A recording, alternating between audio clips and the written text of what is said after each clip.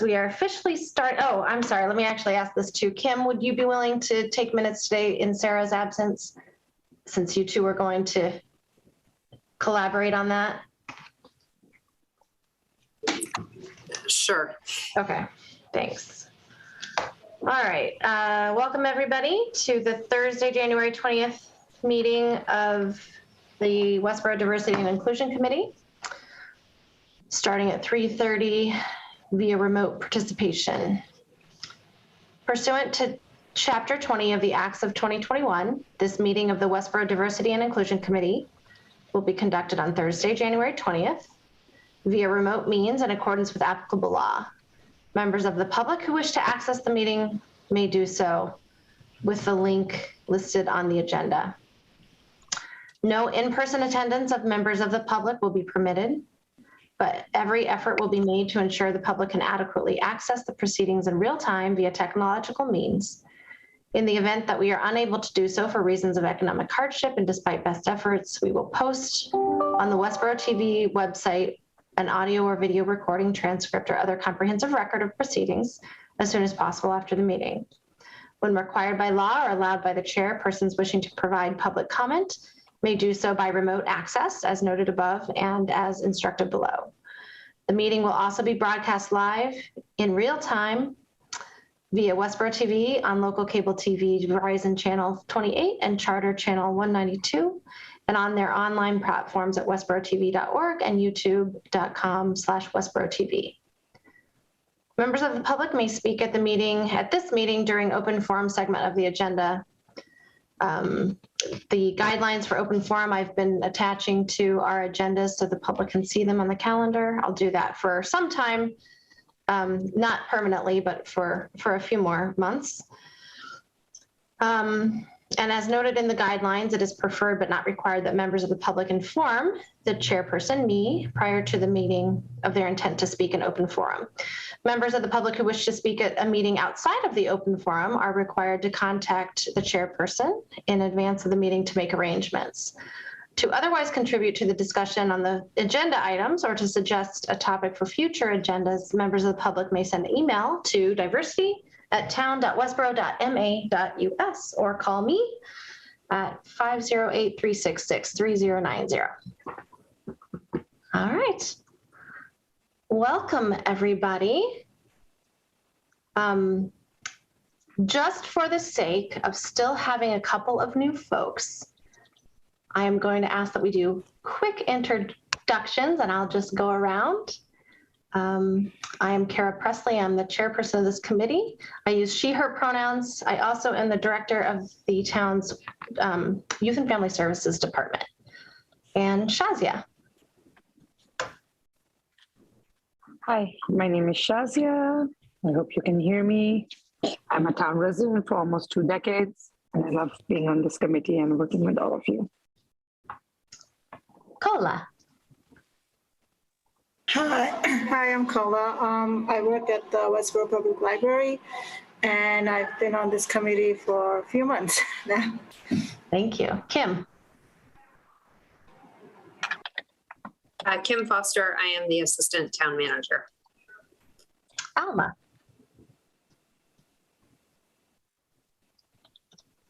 Sorry, I'm Alma DeMonch. I'm the director at the Senior Center. I've been on this committee since its first inception, and I just want to offer my personal congratulations to Lieutenant Daniels this afternoon. Let's go to Lieutenant Daniels next. Lieutenant. Hi, I'm Lieutenant Mike Daniels, newly promoted. Thank you, Alma. Thank you, everyone. I've have been on the committee since its inception. Thank you. Donna. Hi, I'm Donna Lang. I use she, her pronouns, and I am a resident of Westboro and a new member to this committee. Shelby. Hi, good afternoon, everyone. Shelby Marshall. I'm the select board representative to this group, and I use she, her pronouns. And Sarah. Hi, everyone. This is Sarah. I am a town resident, and I've been on the committee. I'm new to the committee in the past couple months. Thank you. And Sarah, I invite you to turn on your video if you're able, but if you're in a situation that doesn't allow that, I certainly respect it. All right. So our agenda today is full, but I am confident we'll get through all of it. We're going to spend a couple minutes honoring our former member, Rana.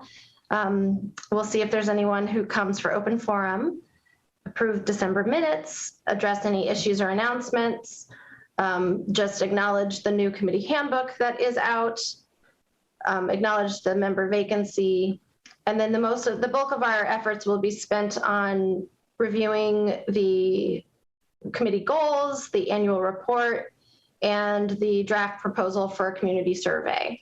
And then before we end, I do want to revisit our plan for evening meetings and talk about potential dates and times. So you all know that since we last met, we got notice that our former member and friend, Rana Rappaport, passed away. She died of cancer. She had announced her diagnosis just 6 months prior and unfortunately lost her life. And I just want to hold her up and honor her and really offer tremendous thanks for all that she put into this committee. Like Alma and Mike, she was here from the beginning. And I got to know her very quickly because she lets herself be known very quickly. And I really just want to throw out my appreciation for her really open, honest, forthcoming, passionate, kind way of contributing to this meeting. And I have no doubt, though this is the only context that I knew her, that she was the same in every aspect of her life. So I just want to give the opportunity for any of us to speak about Rana if you wish to. I had served on this committee with her since the beginning, as Mike and I both had, but she also used to come here for a couple of the exercise programs at the senior center. And, she was a force to be reckoned with. And I was really impressed when I read her resume. I had absolutely no idea. Her backstory was just fantastic. She was a wonderful woman. Yeah, no, I definitely echo what Alma said.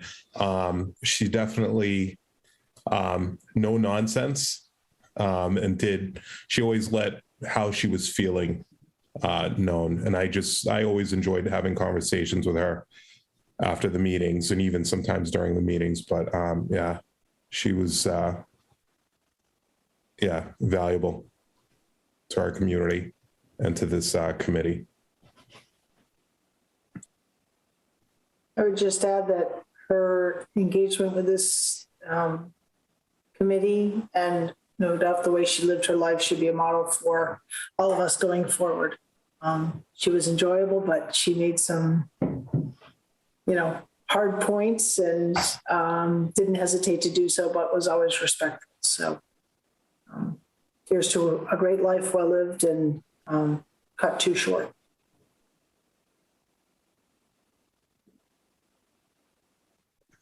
So any of you who may have tried to access the virtual memorial service, unfortunately, there were technical difficulties, and I have yet to talk to anybody who was able to watch it. I did try. So I'm not sure how that went, but she was certainly in my heart and on my mind that day, and will be for a long time.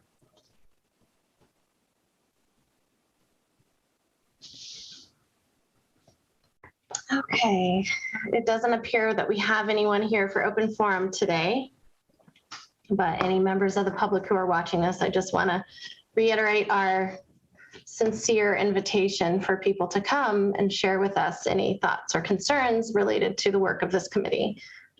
We really do want as much public involvement as we can get. So that takes us to the December minutes. Did I send them to you? You did. I'll give you a motion to approve. Thank you, Shelby. Second? I second it. Thank you, Shazia. Any discussion, comments, edits, changes? Just want to thank, I believe it was Alma that did that as sort of her outgoing secretarial duty. So thank you, Alma, for your service to the committee, and thank you to Kim and Sarah for stepping up. I believe it's Kim and Sarah that have said they would share that duty, and I'm sure we'll all help. Yes, great. And if there's no other comments, then I'll go through and do a roll call vote to approve the minutes, starting with Shazia. Got it. Yes. Kola, Rashid, yes. Kim, Foster, yes. Alma, Alma, yes. Donna, Lang, yes. Shelby, Marshall, yes. Mike, Daniels, yes. Sarah, Shamsuddin, yes. and Presley, yes. Great. All right, I invite anybody to make any announcements or bring up any community issues that you all as members want to be on our radar or up for discussion at a future meeting. Shelby. Thank you. I just want to acknowledge the great program that took place on Martin Luther King Day. I know lots of organizations, people were involved in that. And I think certainly it's clearly necessary conversation we need to be having in our community. Some of the other chatter that's been happening outside in a less structured way on Facebook has been downright ugly and disappointing. And so, Dr. Bowtie's approach to being open and listening and being kind, I think, is just a message we can't stress enough. And as I was preparing doing my work for reviewing the community-wide survey review, that just kept coming to mind of how necessary, whether it's in scope for this committee or not, how necessary those conversations are if we're going to really make progress in this space. Thanks, Shelby. Does anyone else have any announcements or issues they want to raise?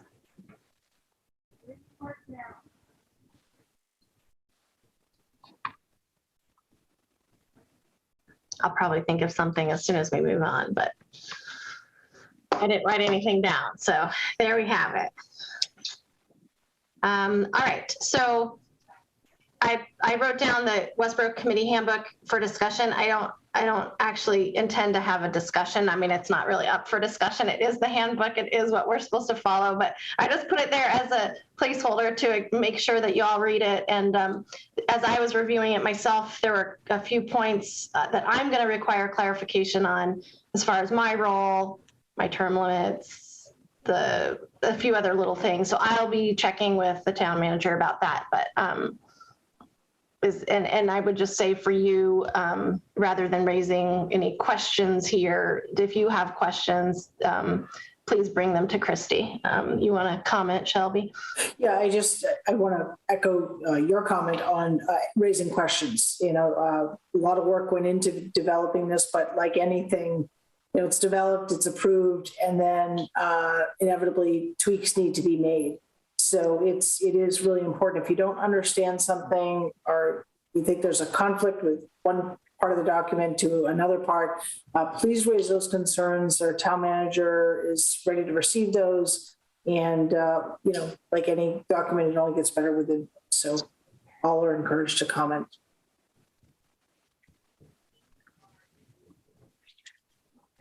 All right, well, we're flying through. So our packed agenda is feeling easier. So we have a member vacancy. That's another there's a couple little things I'm going to ask the town manager about vacancies too after reading the handbook, but we do have a vacancy since Ema Ness left, and I created that posting which has been put out via town news. I don't know that I've posted it on the town's social media yet, but I will do that as well. And I hope you all have distributed it widely. I intend to reach out to the applicants that were in the pool from a couple of years ago, which is how Ema and Ryan had originally come to us. So just to see if any of those people happen to be interested, and certainly I hope that you'll share in your circles and invite people to submit letters of interest to Christy Williams, our town manager, for appointment. Anybody else want to comment about the vacancy?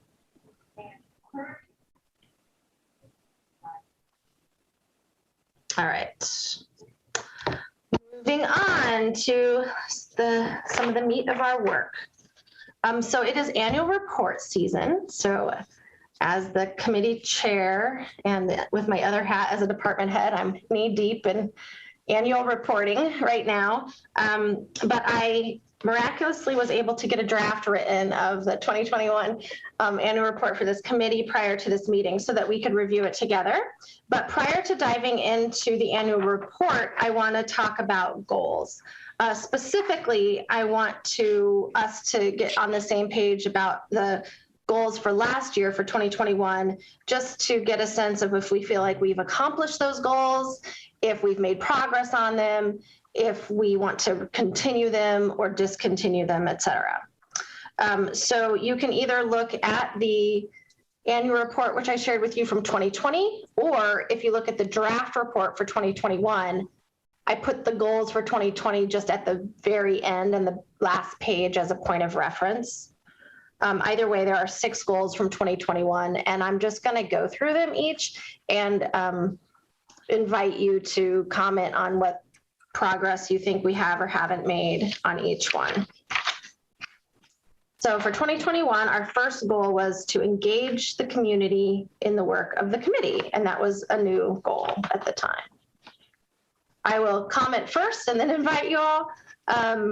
We spent a lot of time talking about social media, and that was, and ultimately, you know, agreed to follow the guidelines put out by the town for social media, and we did not start our own social media page as a committee, but we haven't really used social media for the committee. So other than to like post vacancies, I don't know how we would, or if that's something we still want to think about as far as social media. But other ways in which we have engaged the community are by, you know, we created an email address right at the end of the previous year, and people have utilized that. People have called me, and I've brought that information to the meetings. And then just at the end of 2021, we started the open forum. Anybody else want to comment on sort of the progress towards that goal? So I'll jump in. I believe we've certainly made progress as you've outlined, Kara. I think it's ongoing. Clearly, you know, hence the survey that we're going to talk about in a little bit. We need more community input across the community. As it relates to 20, so is it complete? No, because I think it's ongoing, but as it relates to a 2021 goal and looking forward, I feel like we could close that out with the understanding that that's an ongoing effort. And, you know, I think that engagement is also part of accessibility and making town services accessible to all of our residents and open. So I feel like those go hand in hand. I don't know that I feel like it's an overarching goal of the community, of the committee, excuse me, not necessarily a specific goal of this committee. That makes sense. Yeah, so I think just to summarize, what I understand is that is a ongoing effort embedded in the work of the committee and no longer needs to be defined as a standalone goal. Is that what you're suggesting? Yep, that's just one view. Yep. Got it. Yep.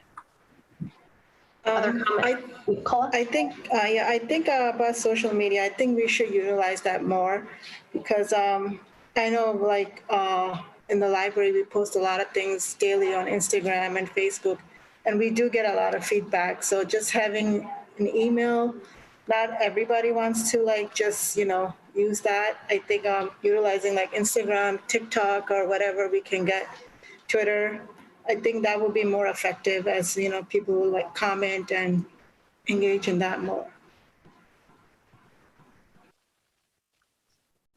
Thank you. Other comments? So maybe what we'll do then is discontinue it as a defined goal, but Cola, if you can sort of help keep it on our radar, and we'll make it as an occasional agenda item so that we can better define how we want to use social media and logistically how we want to do that. How, if, you know, who, all of that. Does that sound okay to folks? Okay. Goal 2, create training plan for town staff, boards, and committees. This is a continuation from a goal in 2020. We hemmed and hawed about this. That's not really, we deliberated about this quite a bit over the course of the various meetings during the year, and ultimately decided to postpone making a plan around training until after we get feedback through a community survey in the expectations that that recommendation we make will go forward. So I would personally suggest that we discontinue. Well, I'm not really sure. I don't know that it should be a focus of us, but I don't want us to lose track of it. So I welcome your input about how to kind of address that.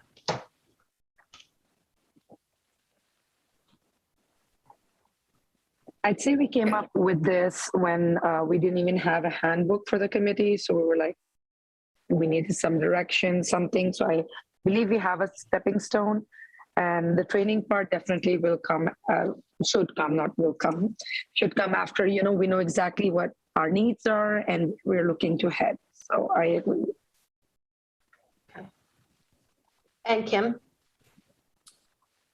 It just, in looking at the goals and knowing that we expect to recommend engaging the consultant, I'm thinking we may have more concrete goals. So I wonder if part of what we recognize now is once we have information from the consultant, I know that's not going to be in the immediate time frame, but we revisit and identify goals at that point. Because I'm just looking at these and I feel like there may be more concrete items under some of these broader categories that come out of if we're able to engage the consultant. So I guess I'm trying to figure out how we don't lose track of it, but have something maybe more specific and with some sort of time frame around it going forward. You know, I mean, I think that we could do something as simple. I mean, even though I know that the committee handbook talks about concrete, measurable, time defined goals, I think we can say in that part of the annual report, like goals are in progress, like defining our goals will be in progress, and that these are some of the things that we, I don't know, have in mind for our future work, you know, like, so I think we can get away with not defining explicit goals because we know that it's going to change. But I don't know. What do you think? Well, I think certainly after the survey gets done, our goals are going to but my bet would be that they're going to change pretty dramatically at that point. We may find areas that we've never even thought of that we need to address. Mm-hmm. Kim? And maybe what I'm confusing goals and priorities as well, because I think we're going to have some priorities come out of some of, like we can have the goals, and then under the goals, we're going to have some priorities around activities or actions or follow-up. So I guess just going back to, are you looking for some sense of, did you want to incorporate a new set of goals in your annual report, or were you just looking right now to revisit where we ended out 2021? Well, my primary goal is to kind of reflect on where we ended out with 2021. My hope is to include goals in the annual report, but if you all, as people who've done this for longer than I, tell me that doesn't have to be in the annual report, then I don't feel compelled to put them there. Okay, all right. Shelby? Right, so I think it's always nice to look forward and put them in the report, but I think given the work that we've got immediately ahead of us, I think it's too early to do that. Okay. So, and as it relates to number two, I think the answer is it didn't happen unless it happened and I'm not aware of it. And there was an explanation for it. You know, it's COVID, much debate and discussion, and now we've turned our focus to a community-wide survey really to guide the training, because it was that whole chicken and egg kind of conversation. Exactly. Honestly, for goals 3 through 6, well, 3 through 5 at least, I think that continues that same theme of these are priorities that we will be better able to define goals for once we get data from the community survey. Is there anyone who sees that differently? So basically goals 2 through 5 would be sort of encompassed in whatever the recommendations would come from hiring a consultant. Yeah. Okay. And I can, the annual report as it's written now, the draft for 2021 does speak to progress in some of these areas and discussions. So I don't, it will be evident that, there's progress on the goals. They weren't ignored. Number 6, this was like it was continued from the year before. It's been kind of a carryover of an unresolved issue about use of town resources for religious and cultural events. I don't know if that that's a specific issue. Do we continue it as a goal? Do we just make sure, like with social media issues, that we incorporate it into upcoming agendas? Kara, I don't recall what that was. When I saw that there, I was like, that was a goal? Well, it goes way back. The goals. Is this the Rotary? Sorry to interrupt. Yes, yeah. That's it. Yep. Okay. And that was the conversation that was happening before I came into the committee. But it was a ripe conversation right when I joined the committee. It just didn't go anywhere.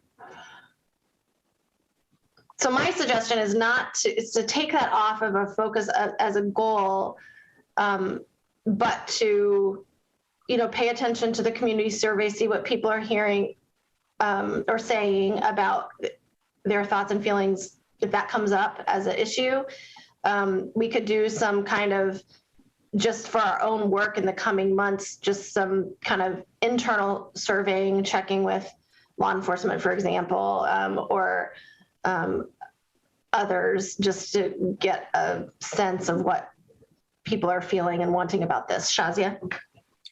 Yeah, just a quick refresher. Typically, if someone wanted to use the Rotary, like, remember you said this was an issue we were discussing, I remember it too. Would they be approaching select board? I believe they'd be approaching the town manager, right? Yeah, I think that's one of the reasons it didn't get very far, is because we kind of realized it might be outside of our jurisdiction. Exactly. Yeah. That's correct. Oh, yeah. Yeah, I do you feel remember like that too, Mike? Yeah, that's basically where we left it at. It would be, something that the Board of Selectmen or the select board and the town manager would handle, and it was outside of our purview. So. Okay. Yeah.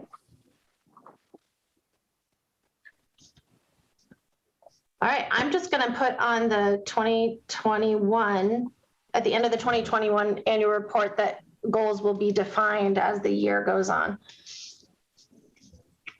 Yeah, and I think referencing that community-wide survey, we anticipate, if approved, that it will be a strong driver of the work and effort, of this committee. Right. Okay, then moving from goals to looking at the draft of the annual report. I just sort of took a similar format that we did last year and updated it, but I welcome your input certainly to make sure the content is accurate, but also if you think that there are things that I'm missing or that are extraneous that don't need to be in there, et cetera.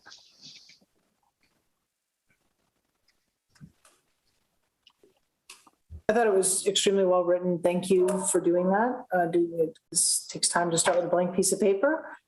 So I think it looks great. I think we just discussed taking out the goals for 2022, and hopefully we'll have a specific discussion about 2022 goals.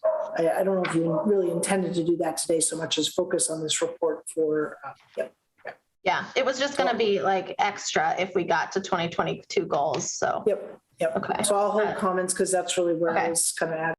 Okay, thank you so much. Shazia. Just a couple of things. One, it's Lieutenant Michael Daniels now, so we might want to change that on the list. Thank you. Although he was sergeant at the time that he presented. So yeah, we'll let him decide.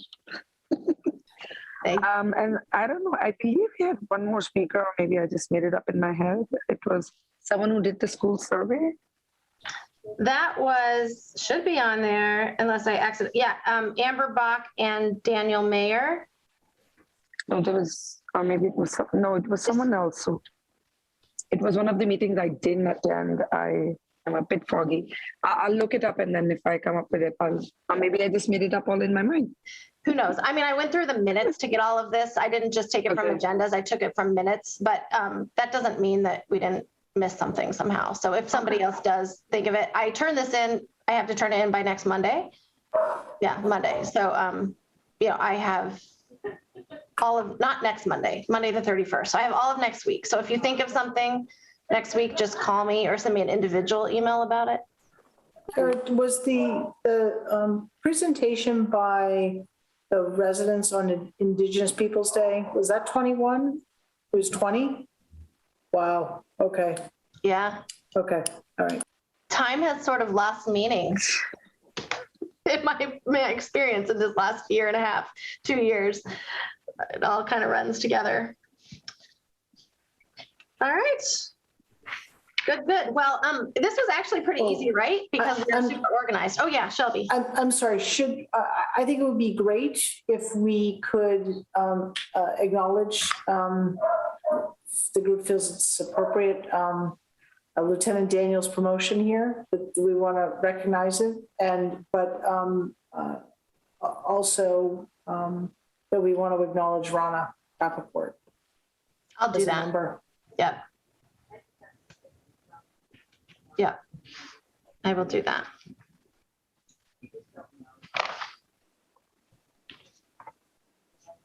All right, good.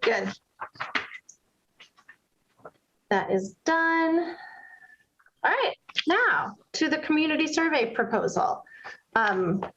Thank you to Donna Lang, who met with me between now and the last meeting to kind of dig in to what we wanted to include in this proposal.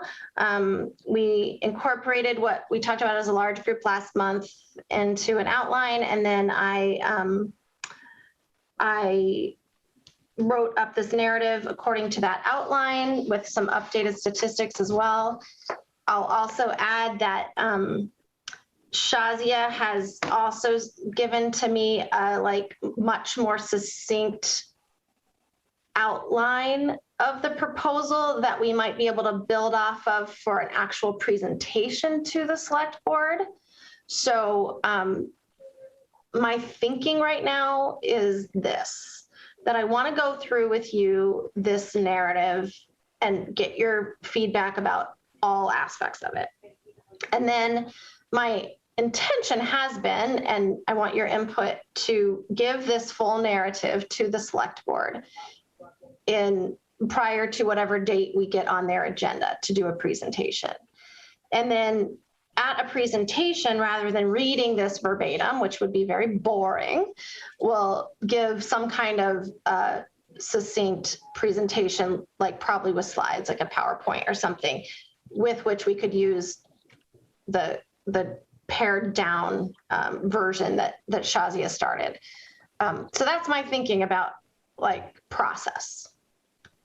So it's using my little feeble brain. 1, 2, 3, 4. There's only 4 more selectmen's meetings until town meeting. So is it the intention to get this on the warrant for this March? No. So that's, October? yeah, Okay. it's no longer the intention, just particularly because out of our conversation last month and conversations I've had with the town manager and assistant town manager in between, realistically, it should go to town meeting after ideally, it would go to town meeting after we have identified a potential consultant. Okay.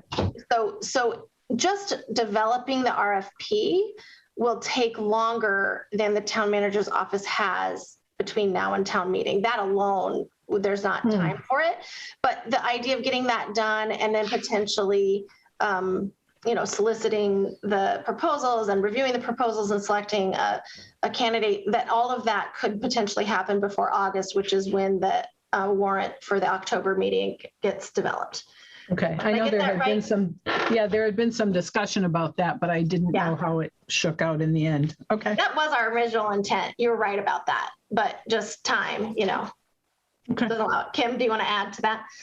No, we are able to put out an RFP and just make it clear that award is subject to funding and approval, town meeting approval of funding for the project. So that's not an issue.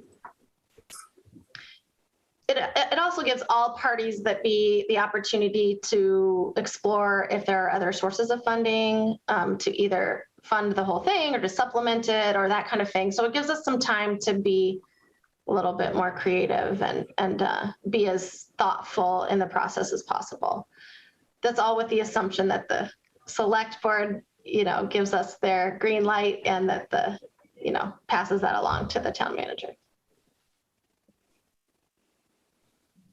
So before we get into the presentation to the select board and figuring out when that's going to happen, let's talk about the narrative itself. Just open up to general comments. What are your thoughts?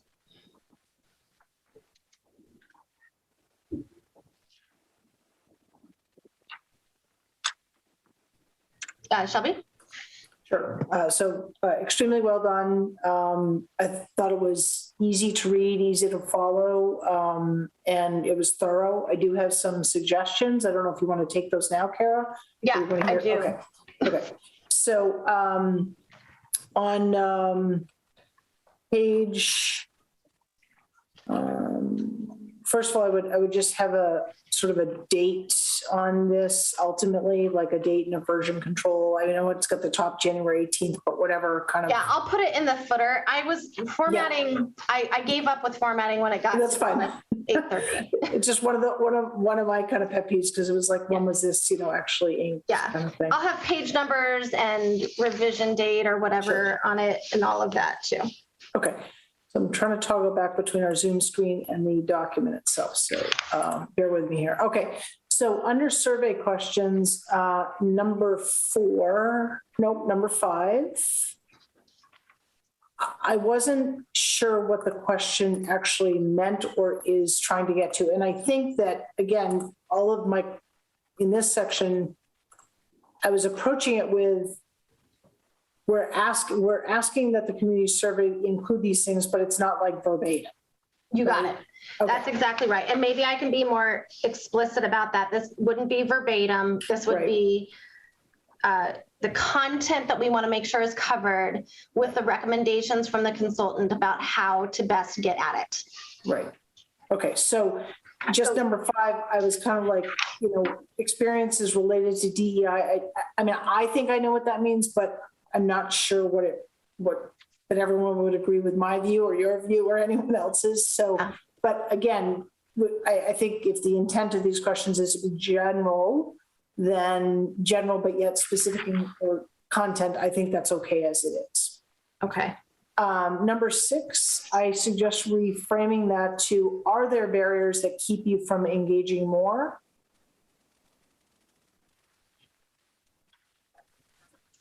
Okay. I think it's the same thing, like we'll find out from consultants how they think that would be best gathered, but Right. Again, I'm also looking at this as a public document, and for folks reading it, again, I'm not a survey expert, but how things are phrased, right? You sometimes can leave with an answer you want to get. So trying to keep it as balanced, I guess, as possible. Yeah. True.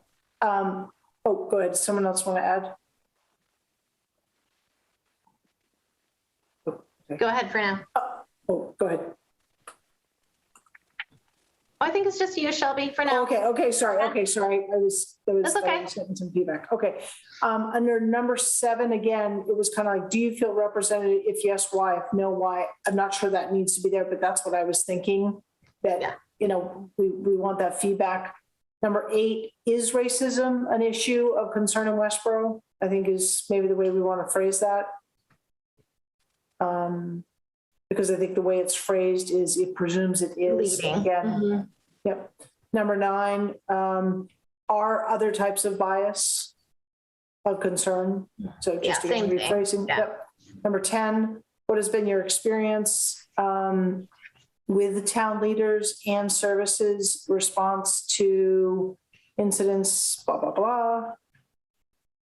Yeah. So I can email this to you. That would be fine. Yeah. Cause I think your theme is I hear you. We want to make sure that the questions are asked in a way that aren't leading, and that then there's an opportunity to expand upon the concrete answer. I was going to send it to the group, but I didn't want to create open meeting issues. That's like. Well, you've said it all. And then if you've said everything you mean, if you'll email it to me individually, that should be fine. If it's the same feedback as what you're saying. Sure. I have a couple more comments if you don't mind. Yeah, please continue. Number 11, when I read this, I was like, is this an ability question or a comfort question? Yes. So Both. yeah, right. So, and then number 12, what is Westboro doing well related to addressing issues of DEI or addressing DEI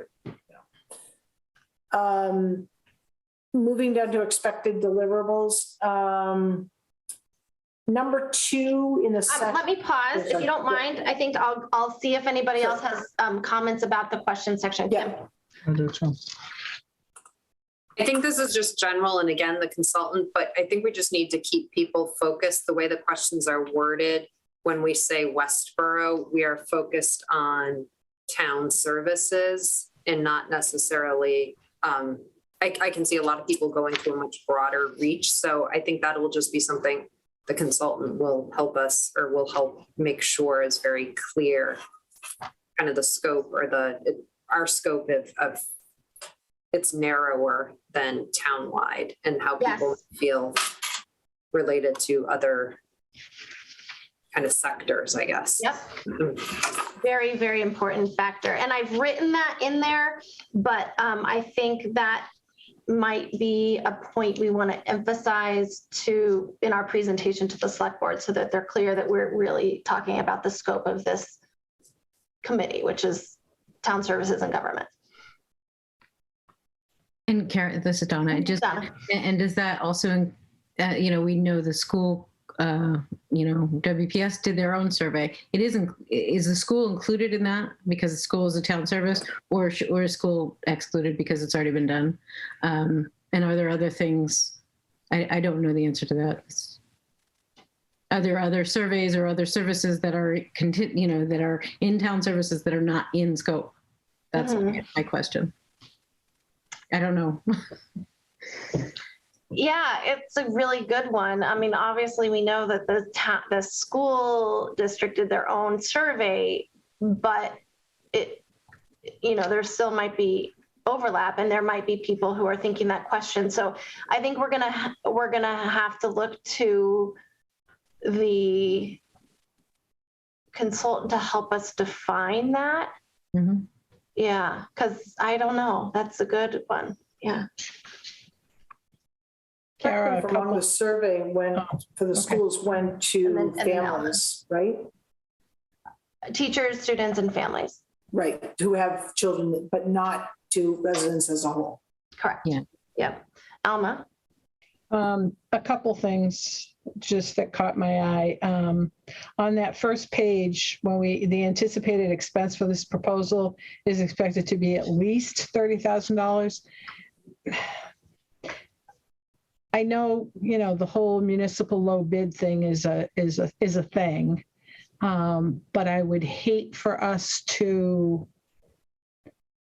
not be able to go with somebody who's really good, that we really like, because we're limited by that number on the page.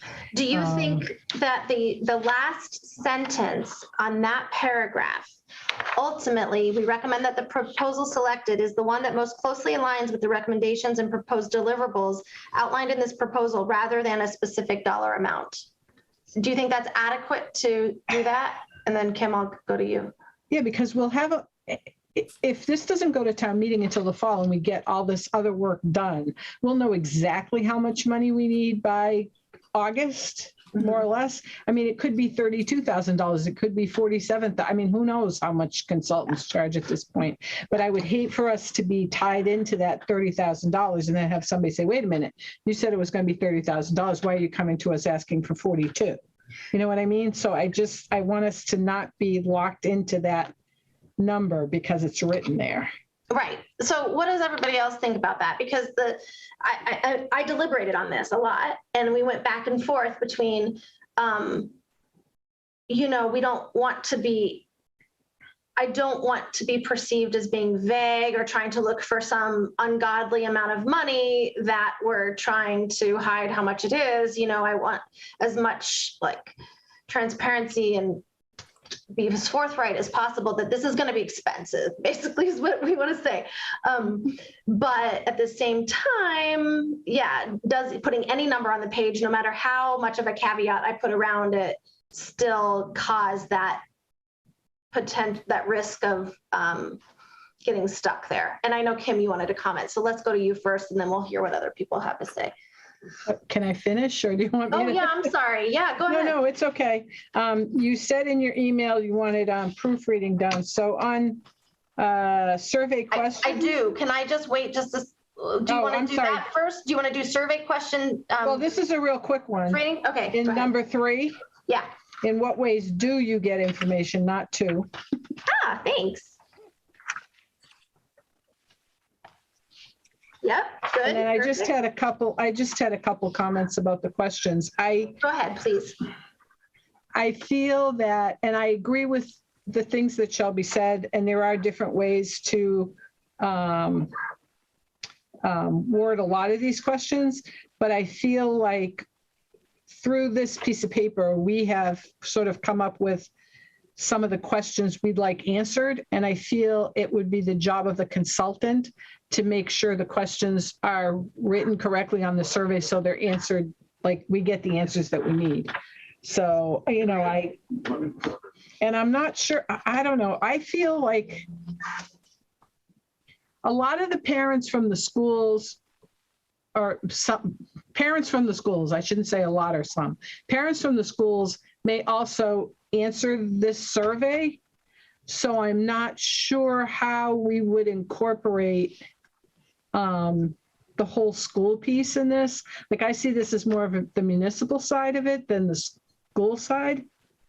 I don't know, does that make sense? It does, and that is the intention. And to Donna's point, and to what you're kind of implying, is that it may be hard, though, to tease out just us right now envisioning all of this, how to define to the public, like, who's supposed to answer this about what aspects of municipal government, right? So I think we're going to need some guidance from the consultant about how to narrow the scope and communicate that to the public so that there's not conflation with, we want to avoid conflating with the school survey, but we also want to be in sync. So that is going to be part of the challenge of making this work.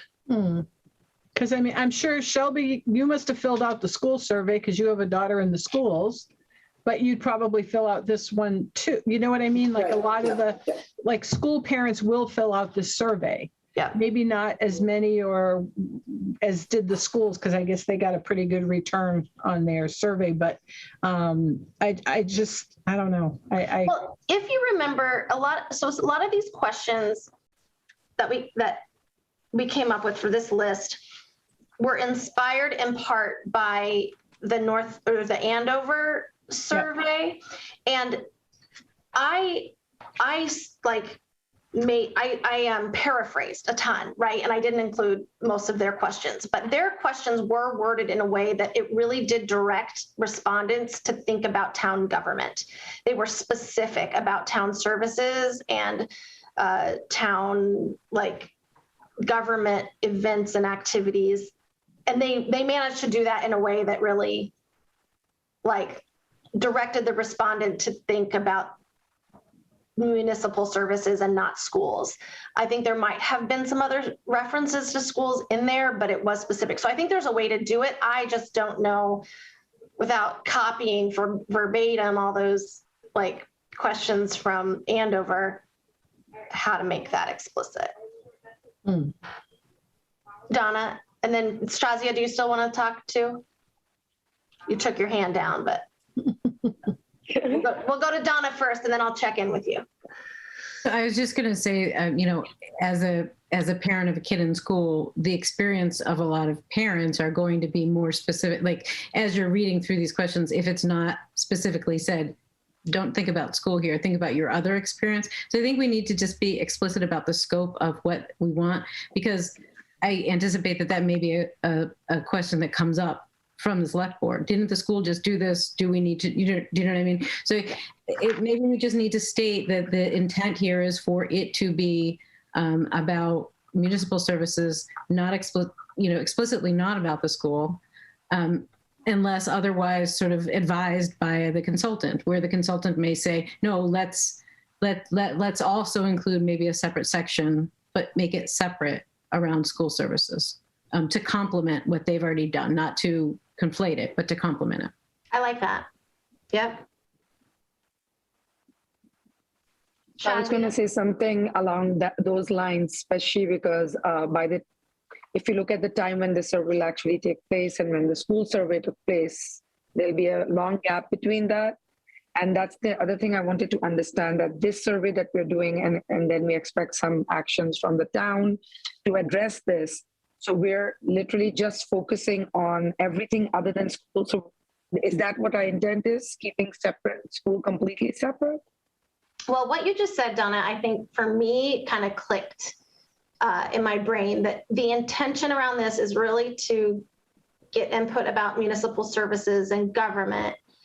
And we want it to, as you said, Donna, be complementary to the work of the schools, and ideally to be in sync with the work of the schools. So ideally the consultant would, review the school survey, understand what the school's doing around their DEI stuff. And as they're writing our report, designing the questions and writing our report, there will be some marrying of those, actions or recommendations.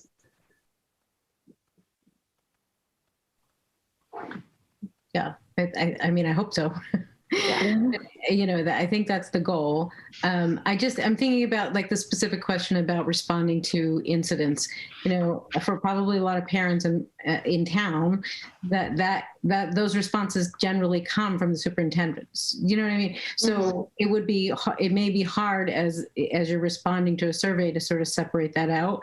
If it's not really, if that's, because there are other responses. I don't mean to say that there aren't, but that may be sort of top of mind for people coming for parents or students, is what I'm saying. So I just think if we just kind of draw that line and just say, this is not specific to schools. Yep. Got it. I will make that explicit in the wording. Unless the consultant comes in and says there's not really a way of excluding it, but let's make sure that we have questions specific to each service. Right, that it's designated. Correct. Yeah. Yeah. Okay. Shelby? Yeah, Donna, just hit it right there with her last comments. I don't really want to exclude the schools, but I do think we, because they are part of our town government in my view. And we, we don't want to sort of create this other, right? You did your survey, we're doing our survey. So to the extent, but I think we let that be guided by the consultant. And I think the language that we want to put here in this recommendation basically says we're not suggesting this work replace the work that's already been done, but that I think Don already said it, it complements it, expands upon it where it's appropriate. Well, we're going to work with the consultants to kind of take that into account as they respond to an RFP. Yes. And then just to go back to your question about the cost and putting that in there, Yeah. I do think it's important to put something in there. I would maybe phrase it as based on our research, again, assuming this is true, based on our research of other communities who have done this type of work, there's a range based on the work that's being done, it's in the ballpark of X. And so, but it's going to be guided by how we ultimately frame, kind of the RFP. Yeah. Right. So I think it's important to put it out there because it would be one of the first questions I would ask if I weren't on this committee and you were coming to the board. What is this going to cost us? Yeah. And we know that the strategic plan,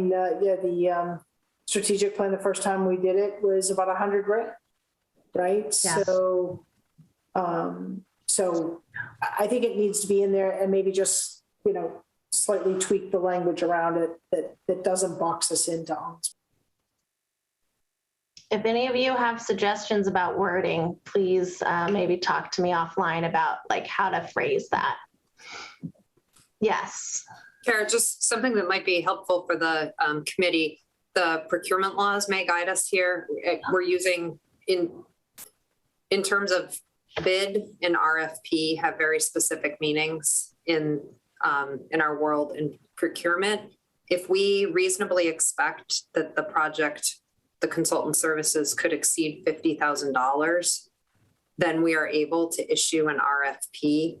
And the specificity there is an RFP allows us to award on something other than price. So with an RFP, you can establish criteria and you rank proposals and you're allowed to award on something other than price. Okay. To issue an RFP, it has to be for its projects over $50,000. Okay. If you're below that threshold, you can issue a written description and request quotes. And at that point, you have to award to the lowest bidder. I think the nature of the work we're talking about, and based on what we've seen in other communities, I think it's reasonable to expect it could be more than 50 and that we would want to go the RFP route. That is incredibly helpful.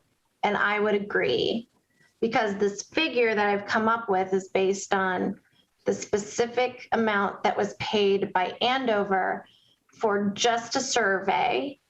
And that was a negotiated amount down from 50,000, which is what their consultants had originally proposed. It was negotiated because of sort of the inside.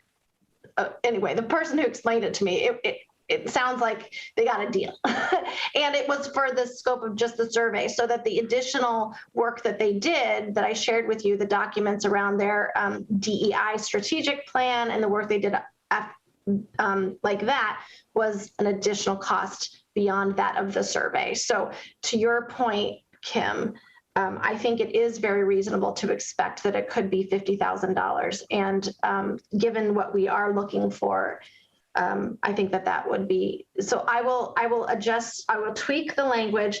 I will include that in there so that we are talking about procurement and RFPs. And then if you all have specific suggestions for just the language in those couple sentences, I certainly welcome it. And I really appreciate you going down like the nuance of all of this. Alma, thank you. I know you have to step off. Can I just, for the sake of minutes, clarify any of the suggested edits will everyone be sending those directly to Kara? I've been trying to capture, but if you had specific edits, if you could forward those directly to Kara. Thank you. I would also very much appreciate that because I'm making notes, but I'm talking and thinking at the same time. That doesn't always translate well. I just want to, I know that Sarah, you haven't been able to be on video, but I just want to acknowledge you and give you a moment if you want to comment on anything thus far.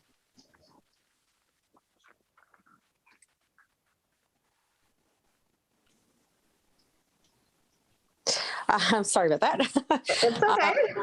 Yeah, no, I mean, I think that one of the things that I was just thinking was what you discussed regarding the amount proposal, about how much, the cost would be. I think that it is prudent. I like Shelby's idea that perhaps we either say that we're basing this estimate off of a certain model, or, a combination of models and projects that we've looked at, and giving a ballpark just so that we're not married to it.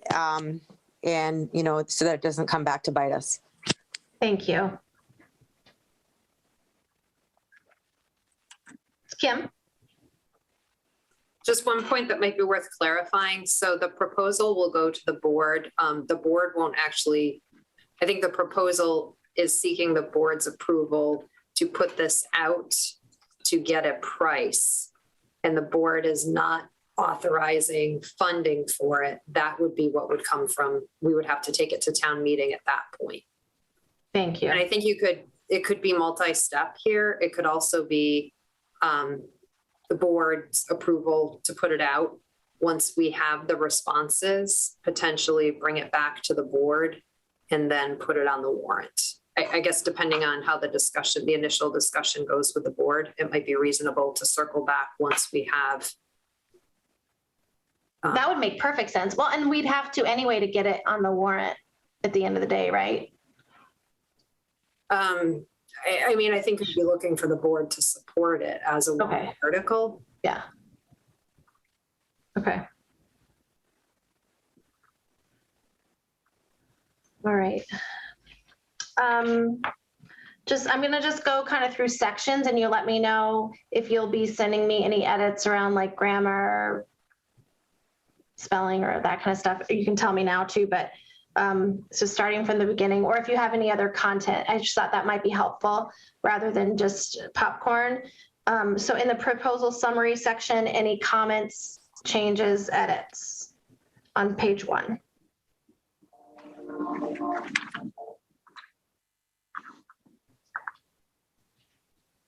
All right, we've talked pretty extensively about anticipated cost.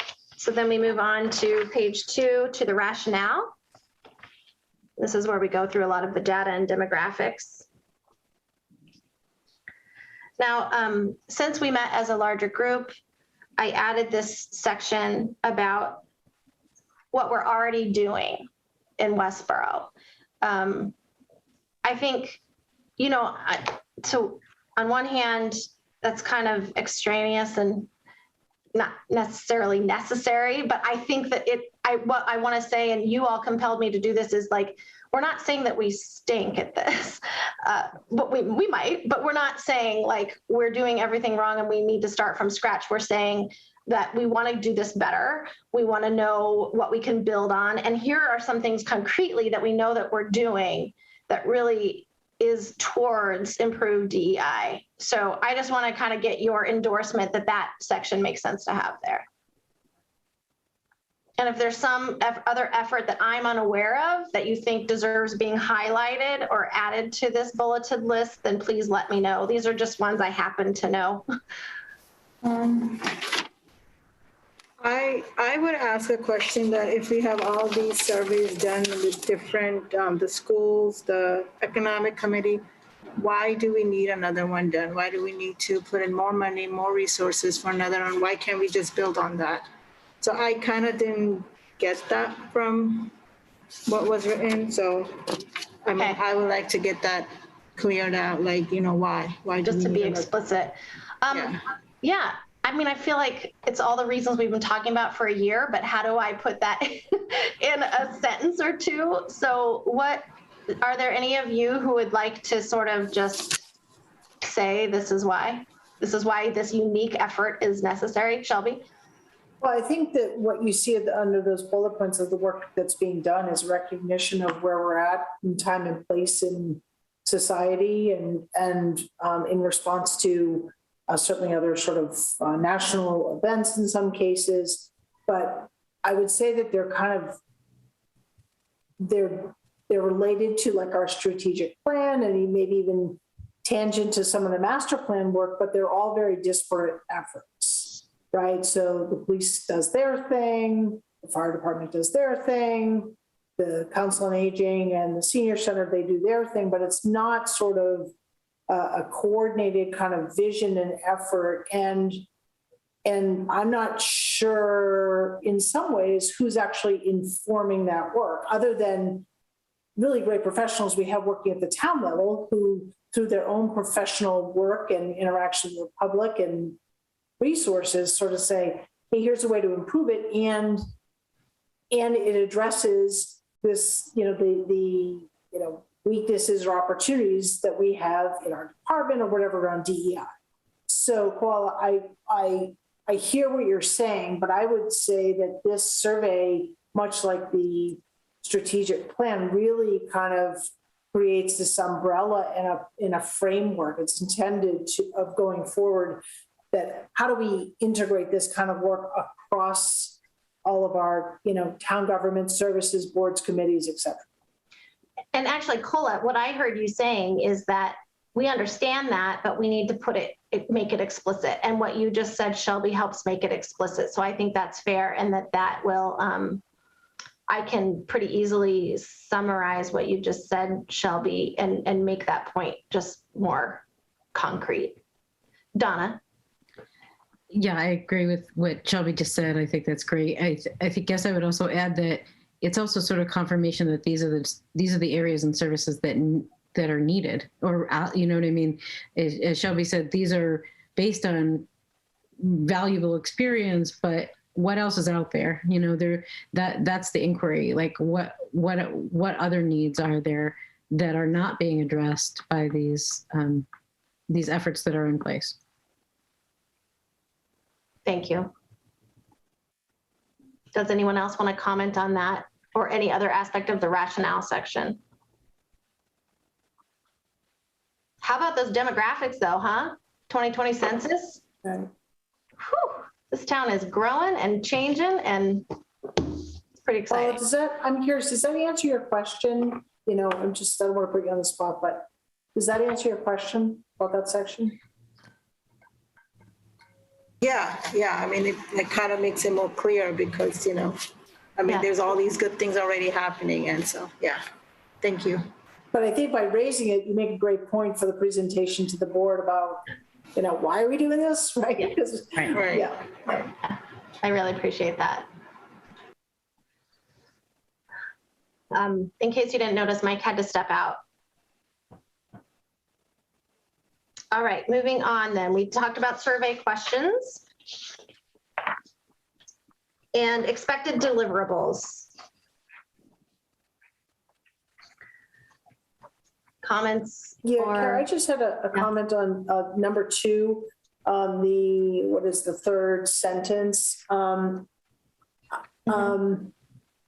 I don't know, I kind of felt like these were leading recommendations, like we were already there. And so I was like, well, why are we doing the survey if we kind of know this? And I think in some ways we intuitively know this, but we really are, we want the survey to accurately inform it based on resident business experience, right? Yeah. So I kind of just, you'll see in my comment when I email it, suggest we frame this as possible recommendations may include, but ultimately all of this will be informed by the survey. And I can just tweak the language, say rather than recommendations are requested to include, we could just say like, we're curious about how the survey might impact these areas. Would that make more sense? Okay, Kim. I think we want the consultant based on the survey, the data to identify next steps for us. That might be the way to frame it. I guess And it I would be a menu. I think I'm thinking about just this. leave it open. All right. I just am so curious. I mean, this is personal, right? Like, I mean, you're reading my personal input into this thing. So this is why it's really helpful to hear from you all, because I know that I write this from my brain, informed by everything else we've talked about. But I also know this is a piece from me. Like, oh, I really want to know how this is going to impact policy and procedures and town, all these topics that have come up as points of discussion throughout the course of the year. But I hear you.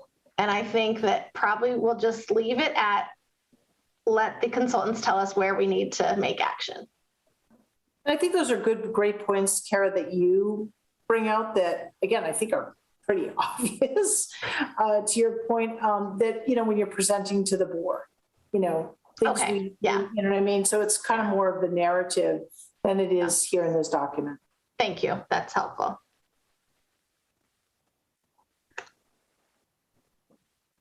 All right. Anything else on expected deliverables? All right. Full disclosure, I just wasn't sure what to write for the conclusion, so I just winged it. I welcome your input.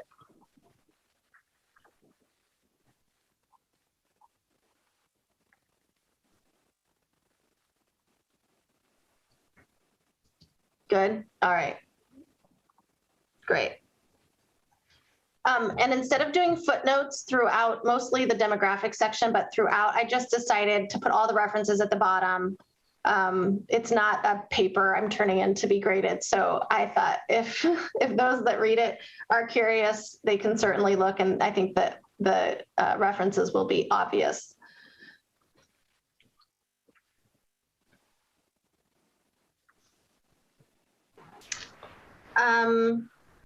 Okay. Oh, perfect timing. So procedure. I will make these updates. You will send me any concrete edits that you have so I can make sure I don't miss them. I will make the updates. And then I think the next step is to get on the agenda for a select board meeting in the coming weeks. And between now and then to create a presentation, a PowerPoint to accompany this. Do you all, okay, so I think that we're at a place of a vote, and I think the vote, oh, Sarah, you have your hand up. Sorry to interrupt you. No, you're fine. So I just have a question that's sort of leading on what Cola's comment was. I'm just concerned that when we go for our presentation, that, there's going to be questions regarding that. And, strictly from a fiscal point of view, how this is going to be different and how it's going to be beneficial. So, as part of our presentation, I'm thinking that there should be some focus on, being able to respond to those questions. So, I'm not familiar. I actually don't recall the school survey, but, I think we need to look at it in great detail. And I mean, although, our demographic is technically, the aim is different, it's still going to be a huge overlap of people.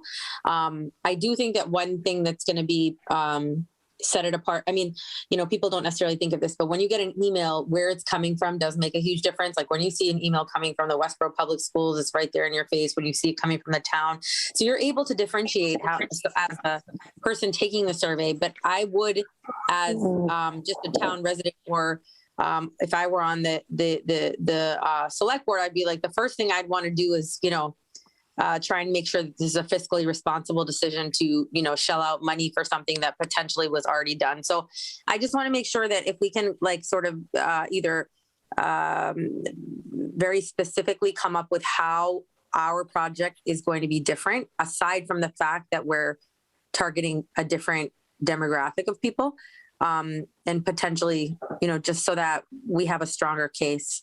Mm-hmm. Mm-hmm. Thank you. I will add to the language of this particular narrative what we just discussed. Shelby gave some ideas prompted by Cola's question. And then I think that the next step then would be to really prep for the presentation with anticipated questions. What questions do we anticipate? What are our anticipated answers? I don't know that all of that needs to be in this narrative, but I do think, to your point, we really do need to prepare for that. Kara, can I just suggest that we, since we're not on a real time crunch, can I suggest that we wait to plan our presentation for after town meeting so that the waters don't get muddied with this and all the preparation for town meeting? I know the selectmen usually for the next few weeks at their meetings have pretty full agendas dealing with town meeting stuff. So maybe if we waited and shot for like the end of March or the first meeting in April, that way they will have their undivided attention. How do you all feel about that? Suggestion. Yeah, it's Shelby, really if Shelby can tell me otherwise, that's just a suggestion. No, I think it's a good idea. I think we can then use our February meeting, right, to really start to go after what we were just talking about, that presentation. Yeah, the presentation. The questions. Yep. That makes sense. I don't think, I mean, obviously this is important work. We don't want to let it linger, but I don't think it's advantageous to necessarily get there before town meeting. I totally agree. And on a personal level, I would say it would be nice to have an additional meeting with you all to do this planning, to be able to do some of that concrete planning in this meeting rather than in a subcommittee work or on my own. Because this is really helpful. Feels super productive. Kim, were you going to add something? Oh, go ahead, Shelby. I was going to offer up a motion. But if there's more discussion. So I was just going to say, given all the conversation we've had around the schools, and you'll see this in my comments that I just emailed to everyone on the document. I'm wondering if it's worth a conversation, like the subcommittee having a conversation with members of the school committee and or the superintendent. Because if you think about it, by the time this gets approved and by the time this survey is performed, the school survey, unless they do another one, will be very dated. It'll be well over a year old. Mm-hmm. So I would think that we would want to get some input from other groups, not to the document we're talking about, and not to the recommendation of the school board. I mean, the select board, sorry. But ultimately, whatever we prepare for consultant or RFP, right, for someone to look at this, we may want to talk with Zach Bogner in the EDC and say, Zach, like, is there something here that, economic development could benefit from, community development, the disability could be, there may be other work, other input, other questions that should be included as part of this process, or so I think that is also part of the work that we should think about. Again, I'm not trying to drag this out and make it, I think at the very least, Shelby, what I think makes perfect sense just as a next action step is while we're waiting to present this to select board, that I, and anybody who wants to join me, get a meeting with Daniel Mayer, just because he seems to be sort of at the forefront of the DEI work of the school district, and he can decide who's in that meeting. But just to get a meeting with him and let him know where we are as a committee and what we're going to present to the select board, because I assure you they're not, sitting by their computers watching this meeting each month. So I could fill them in and do the same with Zach, and just make sure that I don't know, I guess, I don't know that I want to go so far at this point as like soliciting their input into our process, but just to make sure they know that where we're at and that our intention is to be in sync with them, and that we invite their, presence in the process. So, yeah, go ahead. So when thinking about the presentation, that's what I was thinking of, all the five committees that you listed, of public school or senior center and all that. when they did their survey, what was the purpose of it, what were the results. We'll just get basic feedbacks. Again, to Carla's point, if someone asks, it'll help us answer those questions as well. So yeah, we can definitely do that via email and see where we get, and then definitely have a meeting if needed. Okay. Yeah, that's easy enough. Yeah. Kim, did you want to add anything? No, I was just going to ask if you would like a motion for the committee to support trying to figure out how to word the motion here. I would. Yeah, please. To support bringing forward the proposal to the select board. We can more eloquently word that, but I guess we're looking for a motion in favor of taking this to the select board. I was going to say maybe the draft as written with corrections or something. I think we can just say, as further refined based on comments today, and obviously date to be determined and all of that. But I think this at least gives us, if you continue to work on it, it's because it's actually going forward. Yes, I invite such a motion. I'll second it.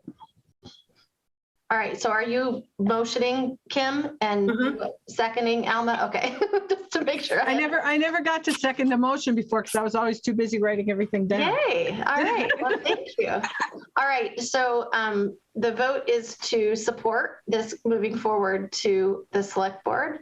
And I will go through each of you. Kola? Rashid, yes. Kim? Foster, yes. Donna? Lang, yes. Shelby? Marshall, yes. Alma? Alma, yes. Shazia? Aditi, yes. Sarah? Shamsuddin, yes. And Presley, yes. All right, well, this is very exciting. I'm very happy. So the action steps, just to clarify, are you're going to send me edits. I'm going to make the edits. I'm going to approach Daniel Mayer and Zach Bowner. And I mean, Alma, you and I are here, but I'll touch base with you about sort of, anyway, I'll follow up on the efforts that we've cited, just sort of so we can kind of go to the select board with those consultations, having happened. And then at our February meeting, we will bring forward what I assume will be a final draft of this narrative.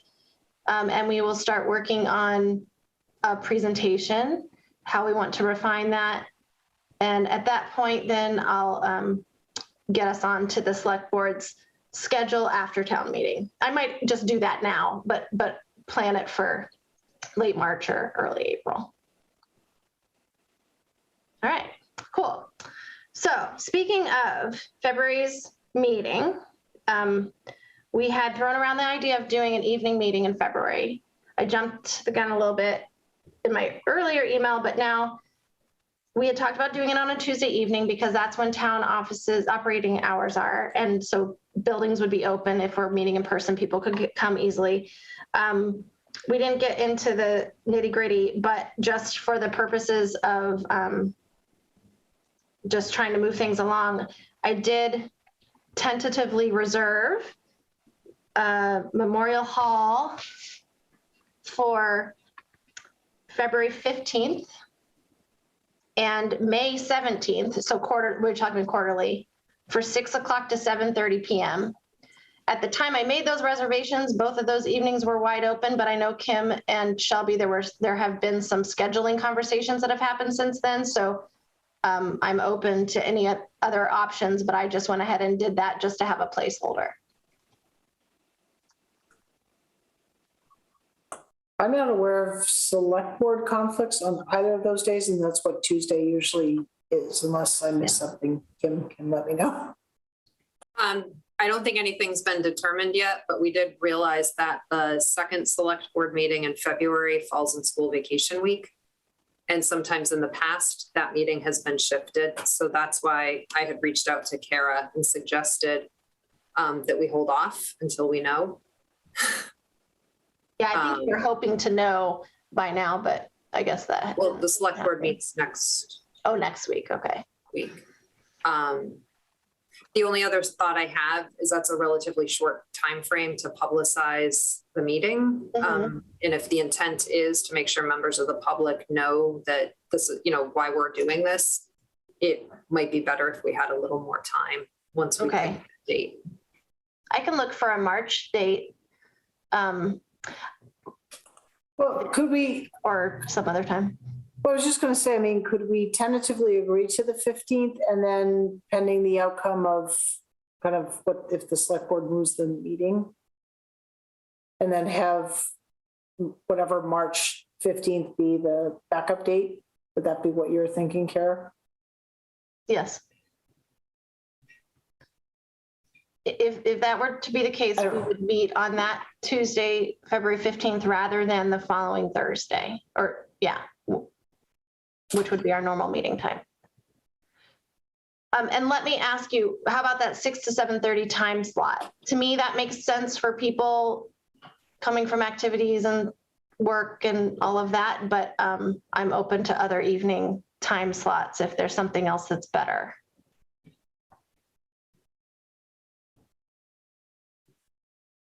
Okay.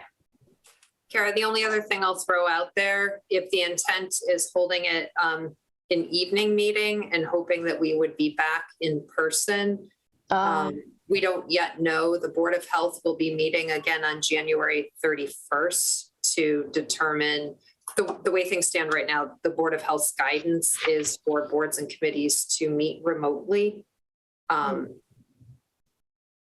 Again, it's guidance, it's not a mandate, so we could certainly, even if they extend it, it doesn't preclude us from meeting in person, but I just wanted to put that out there as well. And Kim, I know you need to step off, so feel free and I'll mark the end of the meeting and add it to the minutes. Thank you. Do you think it would just be better, folks, to plan on the evening meeting in March and just hold our February meeting at the regular time? Cola's nodding yes, Donna's nodding yes. Kim, what's the date of town meeting? The 19th. Okay, so that's not gonna, I was just thinking about, God forbid, a Tuesday run over. But I don't know that Tuesday, March 15th would be the second Tuesday. And given that it's the Tuesday before town meeting, I could see there being a conflict. Yeah, that sounds stressful. Yeah. But we could potentially go with March 22nd. We could do March 22nd. We could do March 29th. I mean, we're not beholden to a certain. I can't do the 29th for sure. Okay. Not that that's. All right. I mean, our March 22nd is fine. I can see if there's opening that day. It would be nice to have an evening meeting in person. Okay, let's scrap February. Let's aim for March 22nd. I'll keep you posted. And does that March 22nd evening replace the daytime on the whatever? It will replace 17th? the March 17th regular meeting, yes. Okay.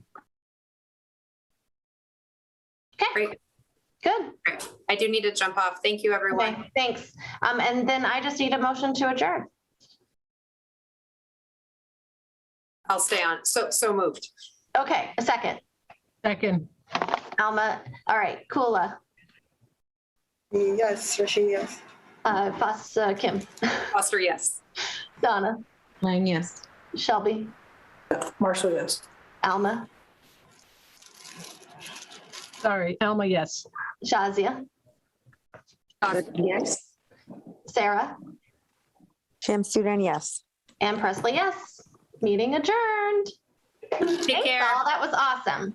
Bye-bye. Have a good evening.